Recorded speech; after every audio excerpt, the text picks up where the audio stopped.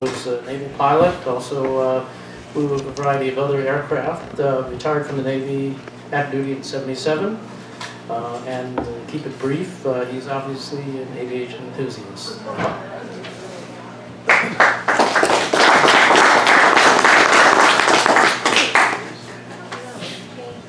Well, good morning, everyone, and welcome.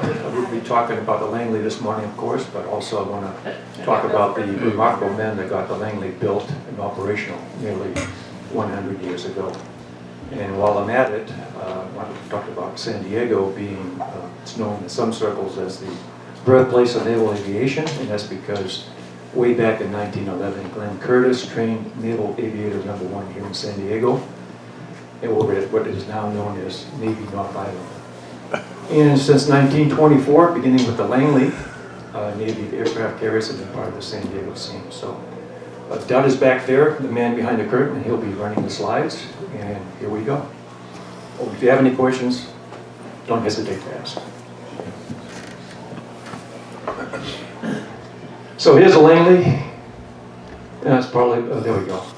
All right, I want to talk a bit about it. That's the Langley up on top there. 1922, the cutting edge. It was 11,500 pounds. 11,000, can you hear me? No. Okay, 11,500 pounds displacement, crew of 468, flight deck about 534 feet long. And I say about because different sources, reliable sources, have different figures. And the speed was about 17 miles an hour on a very good day. And then 100 years later, it's a Gerald R. Ford. That's over 1,000 feet long, 4,500 crew members with the air wing on board, 4 catapults, and that can do 30 plus knots. Okay, next. All right, so I'm going to be talking about how the aircraft carrier came about. Of course, the Navy was interested starting in 1911, and then they were mostly doing float planes and seaplanes, that type of thing. World War I came about, U.S. Navy is over there in Europe, and they were doing mostly patrols with flying boats for submarines. The British, however, had a problem. The dirigibles were coming over from Germany, and they were bombing England at night, and also they were keeping track of the British fleet, the Royal Navy, in the North Sea. The flying boats that they had at the time could not engage the Zeppelins because they didn't have the performance to climb up and do that. Oh, get over here. Okay, so the British had to take high-performance aircraft, what they considered high-performance aircraft at the time, out to sea. And they did that by putting these wooden flight decks, actually over the turrets of these light cruisers, 22 light cruisers. And they put those wooden decks on there, and they put these little Sopwith camels and pups, and they would launch these things, and hopefully they could engage a dirigible or a Zeppelin. Now, it was a one-way mission. The pilot took off. He would either land ashore or ditch at sea. And you can see a depiction of one right here. It's over the gun turret, and this is what happened usually when the pilot came back. Okay, and this was the big problem. These Zeppelins were coming out of different bases out of occupied Belgium and out of Germany, and they were keeping close tabs on the Royal Navy, what they were doing in the North Sea. No way to counter them because the flying boats weren't capable of doing it. So they started launching these airplanes to do that, these little scout planes. Next, please. Okay. So the first recorded victory from a ship launch aircraft was in 1917, and it was with a Sopwith pup. Took off of the English cruiser, the Yarmouth. They had a Zeppelin that was snooping around the English fleet, and this Sopwith came up, got in above it, attacked, firing tracer rounds, took 2 runs but shot it down. So that was the first recorded victory from a ship-launched aircraft. And he shot down the Zeppelin L-23. So we're moving on. There we go. So this is HMS Furious. Some call it the first aircraft carrier. The English Royal Navy was trying to figure out how to get at the Germans. Their airplanes didn't have the range to go over and attack the Zeppelin sheds. So they came up with this idea, and at first they just had the forward portion of that ship with a launching platform. And they would launch airplanes off that. And then they decided, well, we're wasting a lot of airplanes because we launch an airplane, we never get it back. It has to ditch or land ashore. So they developed that aft deck right there. And they thought that would be the answer. But it wasn't, because as any pilots in here can tell, Navy pilots in particular, when you're coming in for a landing on that aft deck, you have to contend with the stack gases and the turbulence created by the superstructure. So that didn't work at all. So they then reverted to just using the front portion of the ship, and they used this warship and little cruises, and they went over to the about 80, 90 miles off the coast of Germany, and they attacked the base at Torndern where they had these Zeppelin ships. They launched at dawn 7 soft-width Camels carrying 2 50-pound bombs apiece, and they surprised the Germans and they destroyed 2 Zeppelins. And this was the first carrier airstrike in history. So of those 7 airplanes, 5 of them went to neutral Belgium, landed there, and 2 ditched alongside a destroyer as part of the fleet that went out.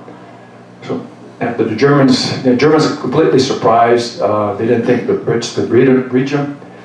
What they did after this happened is they moved that Zeppelin base further inland. Next, please. Okay, so during World War I, the Japanese and the Americans, of course, were allied with the British and the French. They had observers over there, the Japanese and Americans, observing what the British were doing with their airplane operations off ships. And they decided what they wanted to do is come up with some kind of a ship that could not only launch airplanes, but you could recover them as well. And America's answer was this one right here, the Langley. Next, please. Okay, here she is. Langley started out as a collier. Now, a collier is a ship that was built, this one particular one, the Jupiter, was built in 1913, Mare Island Naval Shipyard, and it was basically, they hauled coal around to the different ships in the fleet. A lot of the ships were coal-fired back then. We get to post-World War I period. The Navy wants to build an aircraft carrier. Basically, there's a lot of competition between the Army and the Navy for control of funding for aviation. That battle went on. The Navy knew airplanes were essential, but not all the admirals in the Navy were convinced that we needed an aircraft carrier. Okay, please. All right, Naval Aviator number 16, this man right here, Kenneth Whiting. Forward-thinking officer. He realized that we had to take advantage of the technologies of airplanes, emerging technologies. He's quite a resume. I'll talk a little bit more about that a little later, but he's the last aviator that was trained by the Wright brothers, and he became Naval Aviator number 16. I like this photo. So he got a reputation. He was a star athlete at the Naval Academy. And also, he was a submarine skipper, a very young submarine skipper over in the Philippines. And he was in command of a sub called the USS Porpoise. And 6-man crew, a very small submarine. So he had the idea that if a submarine went down, the crew could save themselves by going through the torpedo tube and swimming to the surface. So they go out on a routine mission one day with his crew, 6 men. They had no idea what's going to happen. They get out there and Lieutenant Whiting says, "I'm going out the sub through the torpedo tube." So he climbs into the tube, they close the hatch behind him, open the outer doors of the torpedo tube, and he swims out of that thing. Takes him 77 seconds to get out. Gets to the surface, submarine comes up, he climbs on board, said, it's easy, no problem. He did not tell his superior officers he was going to do this. He reported that he had accomplished it after that. So he got a very good reputation. Okay, so fast forward, World War I, he's now in the aviation branch. One of the early aviators, and he's in command of the first aviation unit to be deployed to Europe. And he goes across the pond on the Jupiter. And that's the ship right here, the collier. He notes as he's going across, he's thinking ahead, he's noting that it has large cargo holds. And he's thinking, well, we could use this ship, perhaps as an airplane carrier at a future date. little bit about the ship. You can see those derricks, and those were used to transfer coal from one ship to the other. Very little superstructure once you get rid of all those derricks, and that's exactly what they did. There was some resistance within the Navy because the ship at that time was only about 6 or 7 years old, and some of these senior officers in the Navy wanted to keep it as a collier, but they won that bureaucratic battle, and it was eventually converted. Okay, this is the process of conversion right now. You can see they took off the derricks, and they used the base of those derricks to build the lattice work for the flight deck. And this is in June 1919. Congress had authorized the money. Again, there's still resistance within the Navy. The top admiral in the Navy was dragging his feet, and it was still operating as a collier, but the Secretary of the Navy got involved in progress. They started doing this construction. So it became America's first carrier, went into Norfolk Naval Shipyard for conversion. Okay, please, next. Oh, is it? Okay. All right. You know, the Jupiter was not ideal because it had very slow speed. It was about 15 knots. Could barely keep up with the fleet. Usually that day, battleships could do about 22 knots. This would do about 15. But it did have the advantage of very big cargo holds. It had 6 cargo holds and with huge hatches. So you could get airplanes in and out of there. So they could be reconfigured for workshops. One of the cargo holds, the forward one, was for storage of aviation gasoline. Number 4 is where they put the elevator equipment. And the last 4 remaining holes were used for airplane storage and workshops. And everything had to be adapted. No one had ever done an aircraft carrier before. When this ship came into the shipyard, all the shipyard workers knew that they needed to build a flying platform off the top. Everything else had no idea what needed to be done. So they build as you go, so to speak. Next, please. Okay. This is Rear Admiral Jack Tate. I might add that a lot of these initial pilots that were on the Langley made senior rank. But anyway, he was talking about how the construction went, on-the-spot adaptation. For example, with that flight deck up above, the center of gravity was much higher. So they had to figure out a way to deepen the draft. So what they did in those cargo holes, they poured 10 feet of cement in the bottom of each cargo hole. That's how they did that. Next, please. This photo was taken about 1926, I believe. 534 feet long, 64 feet wide. The Royal Navy at the time had a ship that looked very similar to this. It was called the Argus, and they had the same idea. Theirs was a converted ocean liner. Floating flight deck that went to sea. Floating airport. Next, please. This is a view of what the hangar deck looks like. So what they did, when they say the hangar deck, it was the original main deck of the ship, and they built that flight deck up above it. It was 30 feet above it. And these airplanes are actually sitting on the top of the coal hatches.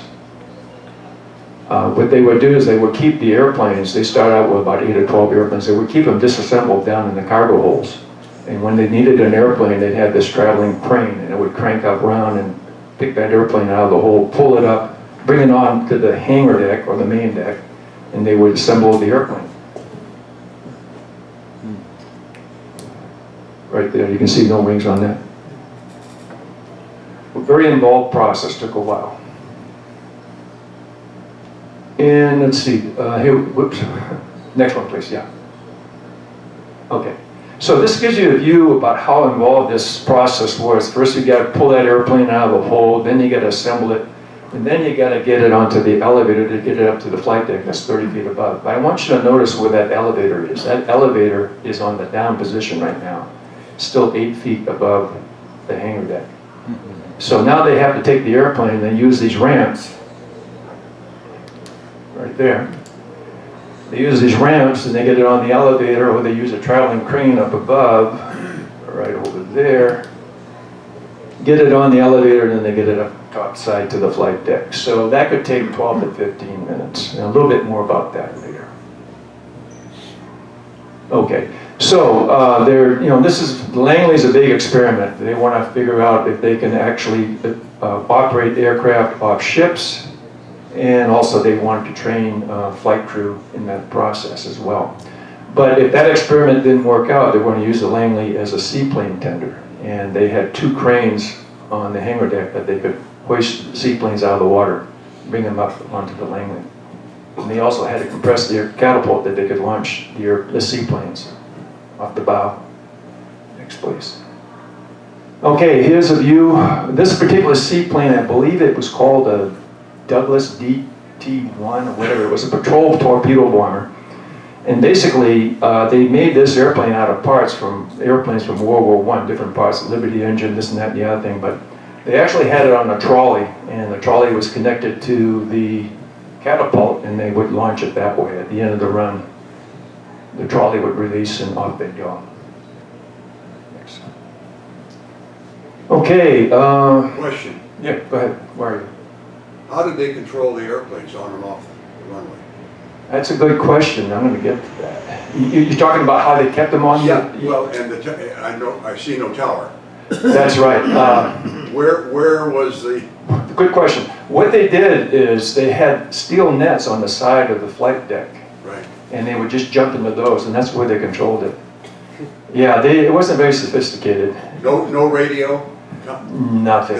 No. But they had a lot of waving. Yeah, waving and screaming and yelling. And more about that a little later. Go ahead, Bob. What's your question? Where were they steering the ship from? I don't see any Well, wheelhouse. if we go back, we'll see another photo of it. You look under the flight deck, and the original bridge of the ship is there.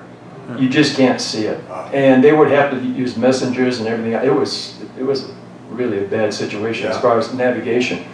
But they managed to do it, and they actually sailed it up the Potomac River to Washington Navy Yard, but a little bit more about that later. But we'll see as we go along. And next time I get a photo of the Langley, I'll point out where the bridge is. And that's the wrong end. Yeah. But anyway, I want to point out a couple of things. A lot of innovations. That there is a structure that's called the pigeon loft. A little bit more about that. That's the high-tech comm that they had back in those days. Smokestacks, usually in a vertical position, but during flight operations, they would lower them to horizontal so you won't get smoke over that flight deck. And that's an Aeromarine 39 coming in for a landing right there. But a couple of the other innovations they did, well, we'll get that in another slide. Please continue. Okay, so the Langley was named after just this gentleman right here. He was, at one time, a professor at the Naval Academy, an early aviation pioneer. He experimented with heavier-than-air aircraft, launched off barges in the Potomac River, Pierpont Langley. And the Wright brothers were not too pleased when the Navy named the ship after him. A lot of competition. Okay. So, good view of the hangar right there. You can see it's just nothing but a flat surface. And I can just barely see the bridge. You can hardly tell what the bow is, but Bob, there's the bridge right there. That's how they steered that thing. So I imagine they had a lookout on the bow and he was screaming directions. Yeah. And this is at Norfolk Naval Yard. This ship was a technology demonstrator. They weren't sure it was going to work out, so they built it. They tried to build it on the cheap, which, Whiting, Commander Whiting was the guy that was really the ramrod behind this whole thing. And he thought they could build it quickly, converting this collier, and cheaply. He was wrong on both counts. With the Ford-class aircraft carrier coming out right now, much the same way. Always costs more, always takes longer. So, but it was very effective as a floating test bed. They did very well with it on that. And I might add at this point, not only did they develop the techniques to launch and recover airplanes, but they trained the air crews for future generations of naval aviators. And flight deck crew, very important. Next one, please. This is the man called the father of the trap. And he was a young officer attached to Langley. That's not me, is it? No, good. Hang on. So, when they get started, the Navy back in the 1922, they had 314 pilots, and they were mostly flying boat and float plane pilots. They did have a small cadre of pilots. They had 8 battleships with these flying off platforms mounted over the turrets. During the Battle of Jutland, World War I, the Royal Navy found out that the long-range artillery, they could do much better if they had an airplane, a spotter airplane up, calling the ball a shot. So those 8 battleships that the Navy had, they were flying off Newport 28 scout planes. And the same deal, they would take off, spot the fall of shot, and then either land ashore or ditch alongside a destroyer. Well, these pilots were the only wheeled pilots that knew how to fly land planes in the Navy. There were about 15 of them, and they were kind of shanghaied into coming on board the Langley. And this gentleman right here was part of that initial cadre. So what they did, they had no idea how they get, well, they had a big idea, they had big idea what to do to stop an airplane once it got onto the flight deck. And this man right here, Mel Pride, was an MIT graduate and a brilliant engineer. So he was assigned the task of coming up with a system that worked. And we'll go to the next slide and you can read that. And that was Chevalier came up and assigned him the work to do this. And he said, aye, aye, sir, I will do it. And the way they did it is they actually practiced ashore. They basically laid out the pattern of the flight deck, and they practiced spot landings, and then they worked, they had a coal barge on the Potomac, and that had a wooden deck on it, and they would do touch and goes landings on that. But someone asked about how they keep the airplane going straight. This is part of the deal right here. This is the axle, and these are anchor-shaped hooks, and I'll be talking a little bit more about that in just another slide or two. Next, please. Okay, so let's look at this. This is an Aeromarine 39B, and this weighed about 2,000 pounds. It was not very fast. It was designed as a float plane, and basically a single float. They took the floats off. All these airplanes, the initial airplanes on the Langley, were modified aircraft. So they took the floats on, they put landing gear on, strengthened the landing gear. But I want to point out a few things right here. There are those hooks again, and they're going to be used to engage these wires called fore and aft wires. That's part of the resting gear system, no longer in use. The British were using that at the time, and they adopted that system, just part of it. That right there is called a hydrovane, and the purpose of that is if the pilot had the ditch, that would keep the airplane from flipping over, they thought, they hoped. So that is the trailing hook. It's not a tail hook because these airplanes were very flimsy. So these are actually metal straps that go forward to the engine, rear engine mounts, and they attach to the rear engine mount. These airplanes are very fragile. Next, please. So I talked about that fore and aft wires. The aft flight deck of the Langley, aft 200 feet, they had these long wires that converged as they ran forward. The wires were about 10 inches off the flight deck, about a foot apart.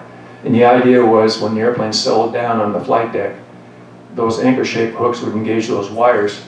And it would serve 2 purposes. They call them also alignment wires. These airplanes had no brakes. They had no way of controlling the direction once they slowed down. So they landed about 40, 45 miles an hour, very slow. So once those wires were engaged by the anchor hooks, they would hope that they would run straight and true down the flight deck. Also, if there was a gust of wind, the airplane wouldn't pop back up in the air. Problem was this. That friction is very far forward on the airplane, and it would cause the airplanes to nose over. Okay. All right, this is the first guy that made a takeoff from the Langley, Squash Griffin. And it was a process getting the airplane, again, they didn't have any brakes, so they had to come up with a system that anchored the airplane to the flight deck, and they came up with an idea with the bomb shackle. They had a wire to a tie-down fitting on the flight deck. When he gave the signal, I'm ready to go with the engine complete to run up, some crew member on the deck released that bomb shackle, and off he went. So he made the first takeoff in a biplane. Whoops, amazing. And this is the man that made the first landing, Chevalier. and a Naval Academy graduate. Most of those guys were back in that day. Made the first landing off the Virginia Capes. The Langley was sailing into the wind, 30-mile-an-hour wind, doing about 6 knots, and he came in, touched down at 45 miles an hour. The next one, please. And I guess we're going to see a video of it. So, in this somewhat skeptical atmosphere, the USS Langley CD-1 emerged. She was an experiment at first, a flight deck built on an obsolete collier's hull, an airport sent out to sea. Lieutenant Commander Chevalier made the first landing on the Langley deck in 1922.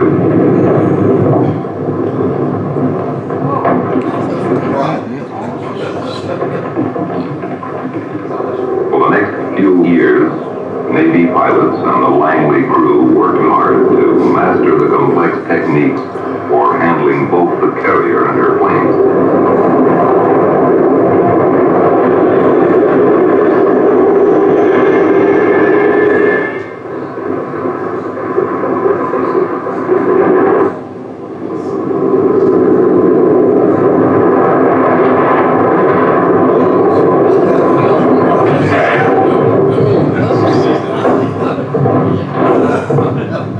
That's a good landing. Yeah. He walked away from it.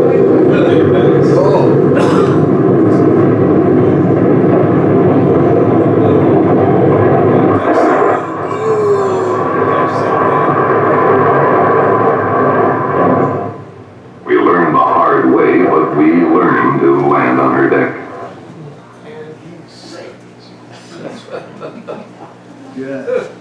So just to be clear, they had those fore and aft wires, alignment wires. In addition, they had cross-deck wires that you're familiar with today on aircraft carriers. So they were trying out both systems.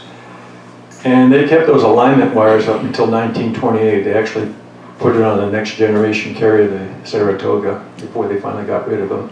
But they did eventually. So while the Langley was in the shipyard undergoing conversion, this gentleman made a big impact on naval aviation. He became head of the Bureau of Aeronautics.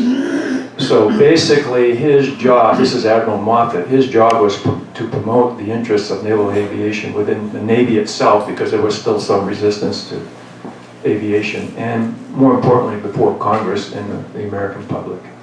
And he did an excellent job. And as one congressman said, his testimony before Congress was a masterpiece. So this guy was a savvy political player. Next, please. And a good thing too, because he was dealing with General Billy Mitchell of the Army Air Service. So early 1921, I think most of you are familiar with it, they had these trials off the Virginia Capes where they sank these surplus warships. And his contention, Billy Mitchell argued that you really don't need capital ships in the Navy. All you have to do is buy squadrons of bombers, much cheaper. Got the Navy's attention. The Navy wanted bigger carriers anyway. So let's go. This scene right here is actually in San Diego Harbor, and they're launching a, looks like a Douglas torpedo bomber off the flight deck with a catapult. And they used to launch these airplanes when the ship was anchored ashore, or docked ashore.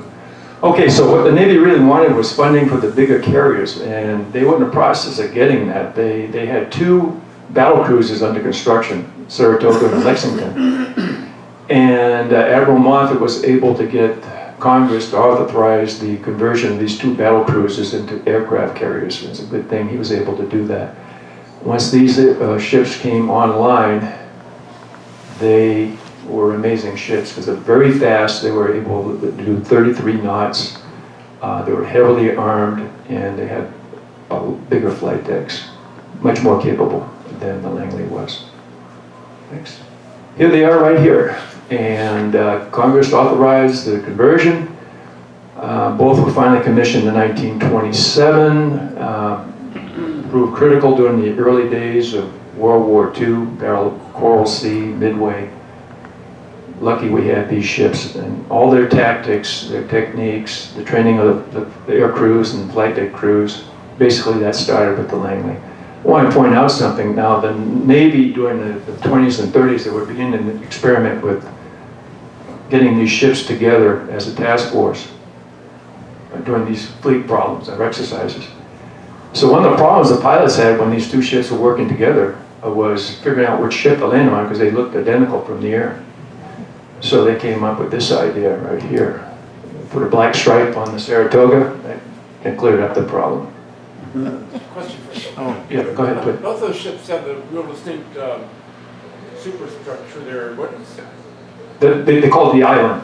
Yes. But I mean, it's so, well, there's what looks like a conventional island, but then is it a smokestack? Well, you know, that's where they have the smokestack and the bridge, but also when they converted these ships, there was still a thought that, you know, they're cruisers, and they still have their armament.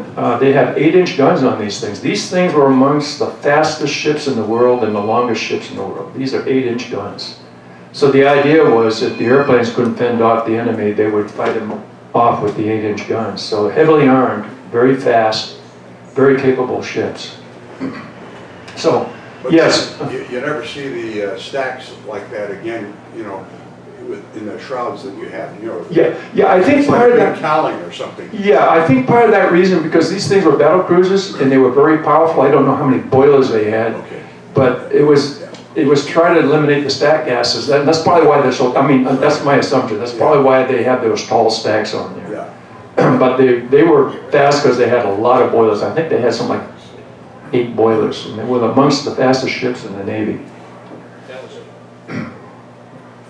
Okay. All right. Oh, okay. Covered wagon tours. So, you know, we got the conversion of these 2 battle cruisers started, and that's underway. This right here is from a friend of mine who collects stamps, and he let me use this when I was doing the article. So we're talking about, you know, the Langley was called the covered wagon because that flight deck 30 feet above the main deck made it look like something very strange. Sailors didn't mind, called it a covered wagon. Much note these things. 14 useful years. This is 1936, and the mother of naval aviation. So after joining the fleet in 1923, they sent the Langley on tour for PR. She was starting her stuff. Okay, next slide, please. So Moffett knew how to work the system, Admiral Moffett. And, you know, during the 20s, these were tough times with the budget. Not much money available. The Army and the Navy were fighting for funding. And Moffett sensed that there was a wavering in official support for the continued conversion of these 2 battle cruisers because it's very, very expensive. So he decides to bring the Langley to Washington, D.C., up the Potomac, Washington Naval Yard, to kind of sway minds, and she did do that. So they got it up to Washington Navy Yard, and at the time it was the largest warship to go up the Potomac at the time. Tied it up to the yard up there, and they started flying the airplanes on and off. Plus they invited the public, and they invited politicians and officials and everything else, and everybody was just amazed just to watch these airplanes land and take off from the ship. And even President Harding came on board. He's the first president of the country to ever visit an aircraft carrier. So good ploy on Moffett's part. The funding was assured, and they continued the conversion of those 2 battle cruisers. That's how it was done. Testing by trial and error. Well, we saw that film, and you could see how they were testing everything. And they were just developing the techniques for resting gear, for launching the airplanes. Mel Pride was the guy that was tasked with coming up with an efficient resting gear system. They were also trying to figure out how to land the airplane on the carrier.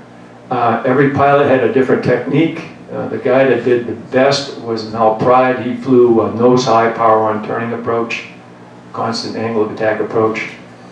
And he had the best landings, and his technique was adopted as standard. And then, of course, a new set of commands, put it on the ship, rig the deck, you know, get the resting gear ready, the catapult ready, pilots man your aircraft, and stand by to start their engines. Next, please. Okay, is this another video? Oh, before you start, hang on. I think that's the bridge right there. You can see there's not much visibility, but that's where the bridge is. Okay, on the job training. Okay, let's watch this. All right, they're bringing down they had flag masts that retracted into the deck. There go the funnels.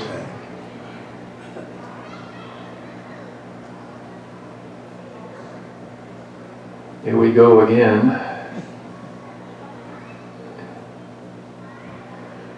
And that was a good land. Whoa! All right, that's a Chevy Chevrolet, yeah. Yeah. You can see those axle hooks. Yeah. So they're learning as they go. I mean, these are the guys that wrote the textbook. So, innovations on the Langley, well, they did a number of things. When they commissioned the ship, Kenneth Whiting, Commander Whiting, wasn't senior enough to be a captain of the ship in the Navy. So they had a non-aviator as the captain of the ship, and his name was Captain Duffy. And he wasn't even the president at the commissioning. Whiting was president of commissioning, acting as the commanding officer. But at any rate, Whiting had a number of innovations. One of them was a photo lab on the ship. He wanted to film every landing. That's why we're seeing these films right now. And they did do that. They would develop the films, and pilots would look at them for lessons learned, what to do right next time. And I thought that was relatively recent, the World War II stuff, but it goes back to the days of the Langley. While they were out at sea doing landing practices, Whiting would be back on the stern of the ship and he'd be watching the landings coming in. And he would be moving all around, making hand gestures, arm gestures, basically body English about what to do, what corrections to make. And he didn't realize, but his pilots were noticing what he was doing. So everybody got together and they said, well, maybe having an experienced man on the flight deck guiding us then would be a good idea. And that's how they came up with the landing singleman. And this is back in the 1920s. Next please. Okay, some ideas didn't fly. I was talking about that pigeon coop on the stern of the ship. World War I, they used carrier pigeons quite a bit for communication. Navy flying boats would send these pigeons back to their bases with messages. Cross-country flights in the States back in the 20s, before a military aviator took off, pilot would check into the pigeon quartermaster, get himself a crate of pigeons, and off he would go. And if he came down in some farmer's field or wherever, you could send a message back to the base. Well, they tried this on the Langley. They were out at sea one day, and the pigeon quartermaster decided that the pigeons needed exercises, and he thought they'd fly around the ship and come back into the pigeon coop. He releases them, and they fly around the ship 3 times, and they head back to Norfolk, Virginia, where the ship was converted, and they got a message from the base back there, come get your pigeon, basically. And that was pretty much the end of it. They were evicted, and it became the XO's quarters. Of course. I don't know if he had to clean it when he moved in. Yeah. Okay, here. There it is. This is old sailors. I don't know how many were in the Navy, but sailors like to tell sea stories, and here we are right here. So you can see the pigeon coop on the stern. Matter of fact, like I said, the Langley was the template, and they actually put a pigeon coop for a while in the Saratoga, along with those alignment wires. But they finally did away with that. Next, please. Okay, the first 2 years they didn't have any squadrons assigned to the Langley because they're just trying to figure out how to work this thing. I mean, how are you going to get airplanes back on the deck? How are you going to get them below deck? How are you going to train the flight crews, the flight deck crews? So, yeah. So it was just, everything was just an experiment. So the first generation of carrier pilots, they learned the hard way, a lot of crashes. Bragging rights, if you showed up at the old club with your face all smashed up, broken nose, you could say you were on the Langley. They called it Langley face as well, instrument face, so you can read that. And these guys were tough guys. All right, next please. A bit about that, I saw a video where they were interviewing an admiral, and he was one of the original Langley pilots, and a lot of these guys during World War II made admiral. So he was talking about instrument face and what it took to become a Langley pilot. And landings like you see right here, he called these a good landing because that's where the term originated. Any landing you can walk away from is a good landing. That's where they started with that. Okay, next one, please. So this is San Diego. Oh, yeah. And you probably recognize this to this day. Up there. Yeah. And where it's tied up right there, they would actually launch and land airplanes. They had the bow into the wind, and they would catapult them off. They actually tried night takeoff and landings, which surprised me. I thought that was something came much later.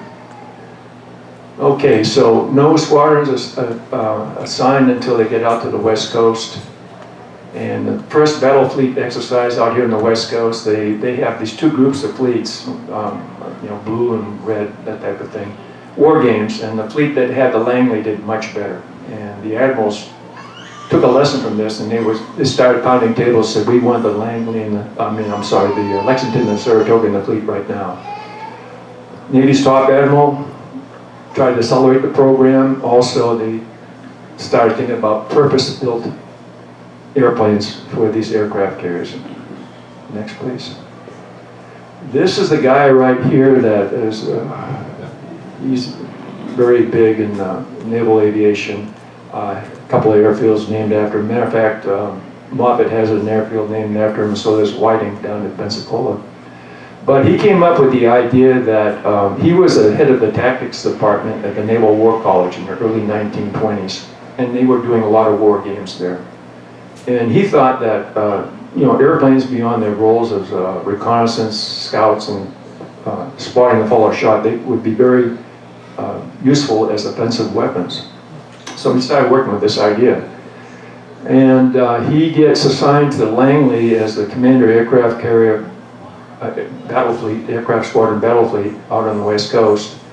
And basically he's like a commodore of above the Langley.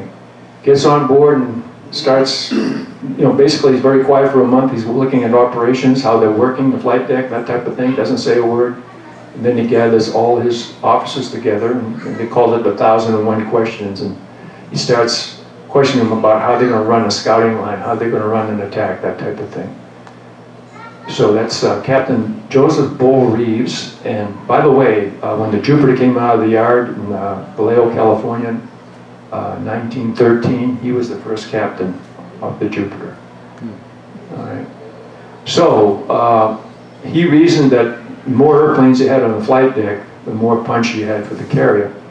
So when he gets there, the Langley is only operating about 8 airplanes, and that's because the officers on board the Langley think that's the safest thing to do. They think any more airplanes, you might run into problems. So he gets there and says, this is not going to work. He starts increasing the number of airplanes.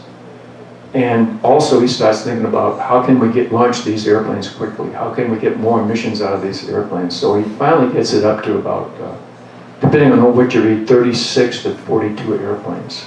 So that on the left there is what they started out with, and on the right is what he wound up with. So he did it by continuously drilling the flight deck crew. The flight deck crew is very instrumental in getting the launch rate up. And he's most noted for speeding up the launch and recovery cycle. And a couple of ways they did it is they had the flight deck crew members specialized jobs. Different colored jerseys designates a particular trade. Like the guys in blue would be working they'd be muscling the airplanes around the deck. Guys in green would be catapult crew, arresting gear crew. Guys in purple would be the guys that would fuel the airplane. So they just coordinated it on that flight deck. It was like a ballet out there. An airplane would land, they'd swarm it, get it ready to go again. And also developed hand signals, because when all these airplanes are turning up, someone asked about communication. When all these airplanes are turning up, you can't hear anything. So they developed these hand signals, some of them which are still in use today. Okay, another good view of the Langley. There's the elevator. So when before Reeves got there, in their credit, before Reeves got there, the crew of the Langley, they were just still trying to figure out how to get airplanes safely on the deck and off again without crashing. So he gets there and he sees what their technique is. What they would do is they had 8 to 12 airplanes. They would land an airplane, put it on the elevator, get it down below to the hangar deck below, which the British were doing the same thing and the Japanese were doing the same thing. Reeves looks like this and said, this is not going to work if we're going to make this into a warship. So he's trying to figure out a way that they can increase the frequency. A question. Go ahead. And that last slide, was that plane just landing? Or heading for that hole in the deck? I hope not. I would think that that's spotted right there. Yeah, you can see that the stacks are up. So I think he's stationary in the water. Could you go back to the previous, where you had all the airplanes on the deck? Okay, Could you go back one more? there we go. Okay, my question is, the carrier on the right, Yes. is that just for display, or would they try to take off at the? No, that is probably for display. It would be a very short takeout front for the guys in the front. I wouldn't want to be one of the front runners on this situation. No, I understand. So you would have at least.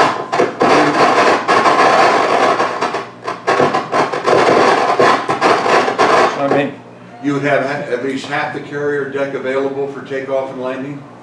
I don't know for sure. I know they didn't take very much because when they would take off from those turrets, you know, the fly-off decks on the turrets, they could do it sometimes in 15, 20 feet. Right. On Yeah. the left there's a line across the deck. Could that be where you started? I don't know the answer to that question. Could very well be. Could very well be. One thing to remember is that these aircraft, their stall speed was about 40, 45 miles an hour.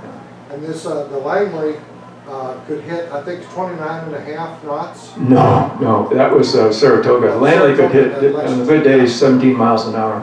So if Yeah. they're running into a 10 or 15 knot Yeah. wind, you know, they don't need very much room to Yeah. get in the air. Yeah. That's right. Yeah, but this is probably for display on the right-hand side, but it has a purpose because we're going to talk about it in a couple more slides. Yeah. I think we kind of about 35 airplanes on there. 36. 36. Okay, Yeah. good. Yeah, we'll talk a little bit more about that in a bit. They could all take off at once. Oh, they could try. These guys were good. Yeah. They were crazy. And they weren't afraid of crashing, apparently. Okay. All right, we're there. There. Okay, talk a little bit about this. We a little earlier mentioned about how they were developing airplanes specifically for aircraft carrier operations. Combat potential directly related to the sortie rate. Reeves was a big innovator in that. So they developed these airplanes. One of them, Boeing aircraft, even back then, was big in fighter development, and this was a hot airplane, that one on the right.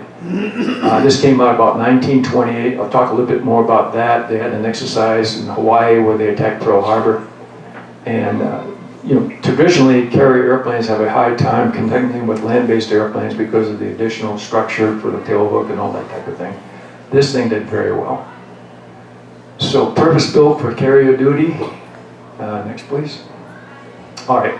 So how did Reeves increase the takeoff landing cycle? Well, this is how we did it. The airplane would land. Those guys in blue shirts would move it to the bow of the ship. The next airplane would land and move to the bow of the ship. The way they protected those airplanes on the bow is they put up this barrier. So if an airplane came in for a landing, missed a wire, it would go into this barrier. It wouldn't go into the planes packed forward. And they did this by trial and error too, because they tried moving the planes forward and having the guys come in for a landing. One guy came on in, missed the wire, just about took out the whole squadron on the bow. So then they said, well, maybe we better come. First they tried these like manila ropes across the deck, and then they finally came up with that. This is actually a carrier from the sometimes in the 1950s, anti-submarine carrier, I think. But you can't do a mist with that. That's right. That's absolutely right. But I think back in those days, those airplanes were very responsive. I know that during the Korean War, when the Navy first came out with jets, they had a really bad time because they were doing the same thing. They had the straight deck carrier, and they were trying to do the same thing. And there was some doubt whether they could get jet aircraft on the aircraft carriers because they had a lot of accidents. And you're right, you can do a mist, depending on where you were in the approach. Sure. Okay. Of course. Okay, these are the typical aircraft on board the Langley. That Vought airplane there, that was actually a training airplane, but it had pretty good performance. Post-World War I, there was a big order. The Naval Aircraft Factory in Vought Aircraft built about 128 of these things. So they were land airplanes converted for carrier use. They equipped the 1st Navy Fighter Squadron VF-2 aboard Langley. I think they could do 117 miles an hour. And then you get that Aero Marine 39B on the right there, top. That was a float plane originally. They took the floats off. You can see the axle hooks. That's the radiator beneath the top wing. It was handy for the pilots to hang their jackets on to dry them out from what I read. Then you got this Naval Aircraft Factory TS-1. That has the distinction of being the first airplane designed for carrier duty. Exercises with the Army out in Hawaii in 1927. The Army had no problems on dogfights with this airplane. They just humiliated the Navy pilots. And now we come up to the F-2B, and I'll be talking about that here in the next slide. Next one, please. Maybe not next slide. Okay, this is what we have out of Gillespie. I think there's only about 4 of these left, if I'm correct, right, Tony? Yeah. One's at the Smithsonian. And this, again, was one of the first fighters designed for carrier duty. They actually started working on dive bombing techniques with this airplane too, because it could go down a straight dive and not have the leading edges of the wings fly off. Interesting story about this airplane. They build them up in the Boeing factory in Seattle. Langley steams up there, and the Boeing factory is right near the water's edge. They put the airplanes on barges, 27 of them, barge them out to the Langley, haul them up on the flight deck, and from there they made their first flights in this airplane. Okay, very few of these remain. We do have one out at Gillespie. Next, please. All right. Okay, so now you can see the bridge. But, you know, when the Saratoga and the Lexington came along, also they had the Hornet and the Ranger coming up on board. Langley was kind of old news. So in 1936, they made the decision to convert it to a seaplane tender.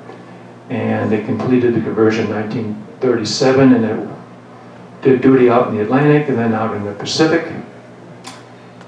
And that's where she was when the war broke out in World War II. She was off the Philippines, and she was serving as a mobile base for flying boat squadrons.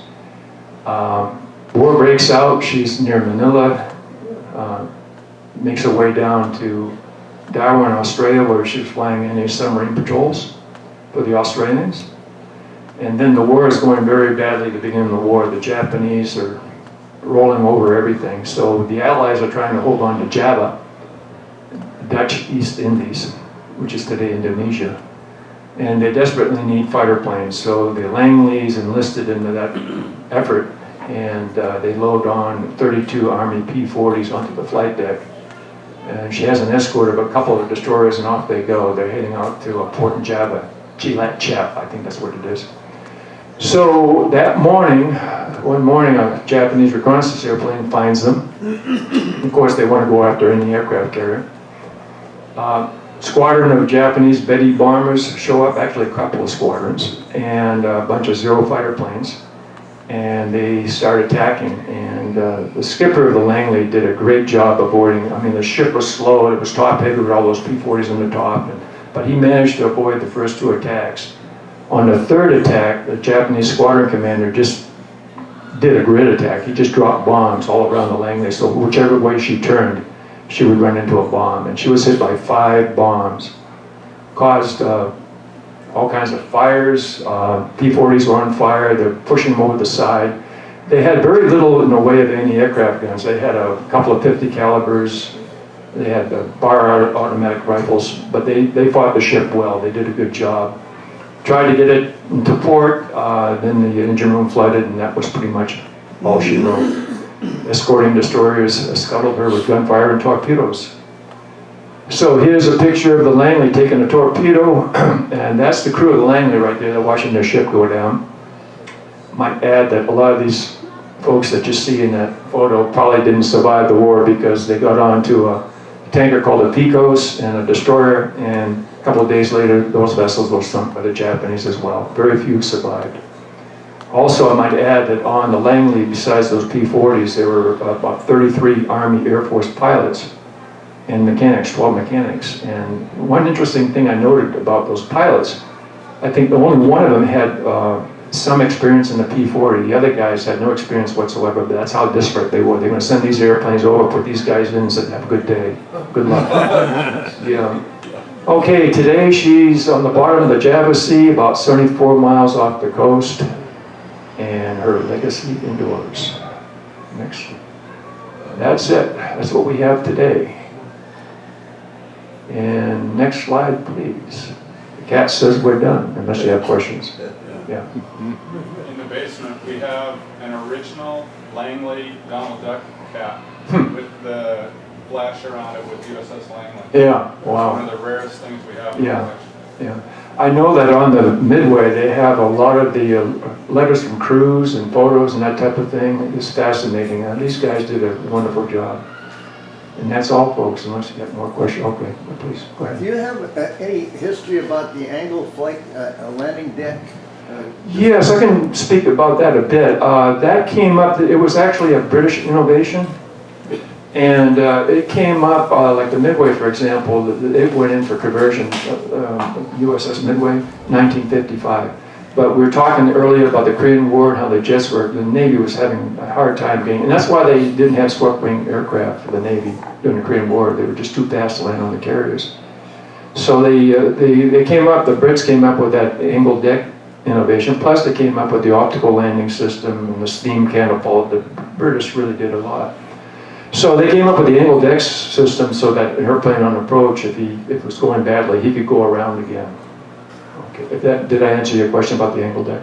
Yeah, who, anybody in particular, or just? I don't know who in particular. I know it was the British that came up with the idea first. The Americans saw it, they liked what they saw. They started converting Essex class carriers in the Midway class, and they converted all the Midway. It was three aircraft carriers: the Roosevelt, Coral Sea, and the Midway, and they converted all three of those. And that's why they were still in operation years and years later. Okay. I have an image of somebody waking up in the morning and say, I imagine that exactly what happened. I mean, I read about how they came up with the optical landing system, very, very primitive, and the Royal Navy came up with the idea, but then the Americans got a hold of it and they refined it. So it just one idea on top of another, until it gets better. How about the jump deck? The jump deck, you mean where they jump into that then? Yeah. I don't know much about that. I do know that the Chinese... British, was that British? Yes, and that was for the Harrier Harrier, jump. yeah, Yeah. right. And the problem with that, from what I've read, I'm not an authority on it, but the problem with that is they can't really carry much of a load when they do that. Right. And that's what the Chinese are doing now. And the Chinese are building warships right now, if they haven't already, with catapults. Okay. Which ones point out the catapults? What's that? What are the catapults? Which ones are they? Well, you see those white stripes? Two in the front, one on the right. Two on the right. 1, 2, 3, 4. This is a 4, they're electromagnetic. Well, but why are they? They're three face the same direction and one face a different direction. Yeah, well, basically, when they operate an aircraft carrier, they launch the airplanes and then they bring them for landing. Apparently, this is a carrier that they can do both simultaneously, but they don't normally do that in normal operations. So which one is a landing deck? Right here. That's the angled deck. That's the landing. Yeah. You see that yellow and white stripe? That's the center of the landing area. The ladders are the safety zones. And that's what makes it difficult for a carrier pilot, is because they have to make a continual turn as they're coming in. Exactly. You're always bearing off to the right. Yeah. Particularly on the Midway, because it had a 13-degree angled deck, which is most of them today have 9 degrees. But so you're turning left coming in, but you have to angle to the. I don't quite understand why. Well, you keep on having to line up with that angled deck. When I went through, I was just taught. I didn't go into science very much, but I just knew what I had to do, and I had to keep that center line in front of me. And I did whatever I needed to do. I mean, it's like second nature after a while, but you do have to correct for that deck as it moves.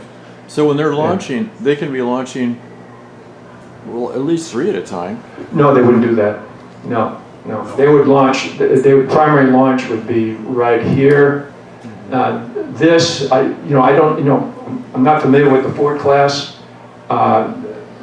This could be backup, in case these mechanically go down. But I don't think they would be, maybe they could do 1, 2, 3 that way there. I'm not sure. I'm not sure how they would work that. I knew they had the capability, but whether they would do it or not, whether it made sense or not, I don't know. What was the issue with the Corsair landing on the carrier? Yes. The Corsair. Yeah. Well, the Corsair, again, and it was with the early airplanes as well. I forgot to mention that when they were flying these early biplanes onto the carriers, they had what they would call the 2, 3, and 4 cushion man. Basically, depending on how tall you were. So when they were coming in for a landing, they would have to be high in the seat so they could see over the nose to see the carrier. Now, the Corsair, same deal.